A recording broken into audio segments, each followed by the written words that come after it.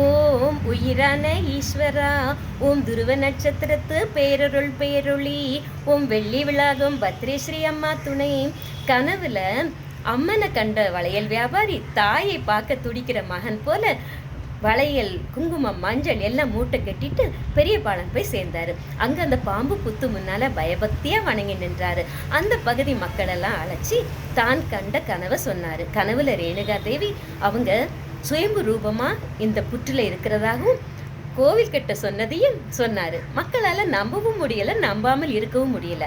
ஆனா அந்த பகுதி விவசாயிகள் வளையல் வியாபாரி நாங்க உங்களுக்கு உதவி செய்யறோம் அப்படின்னு சொல்லி கடப்பாறையால புற்ற அகற்ற ஆரம்பிச்சாங்க. பாதி அகற்றிட்டு இருக்கும் போதே நங்குன்னு சத்தம் கேட்டது. கடப்பாறை நுனியில ரத்தம் தெரிஞ்சது. பிறகு பாதி இடிக்கப்பட்ட புத்திலிருந்து ரத்தம் குபு குபுன்னு வெளியே வர ஆரம்பிச்சது. அந்த பகுதி முழுதும் ரத்தமானது. மக்கள் மிகவும் பயந்துட்டாங்க. ஆனா வளையல் வியாபாரி ஏதோ உள்ளுணர்வு தோன்ற மூட்டையிலிருந்து மஞ்சள் தூளை எடுத்து ரத்தம் வரும் இடத்துல வச்சு அழுத்தினாரு. ரத்தம் உடனே நின்றது.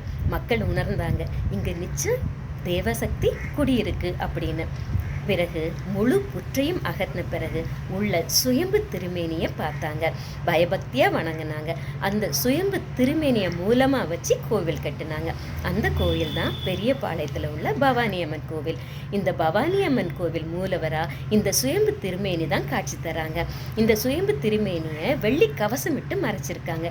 வெள்ளி கவசத்தை நீக்கி பார்த்தோம்னா சுயம்பு திருமேனி மேல கடப்பாறை பட்ட காயத்தின் வடு இன்னும் இருக்கு. பக்தர்கள் இங்கு வந்து வேண்டிய வரத்தை பெற்று செல்றாங்க.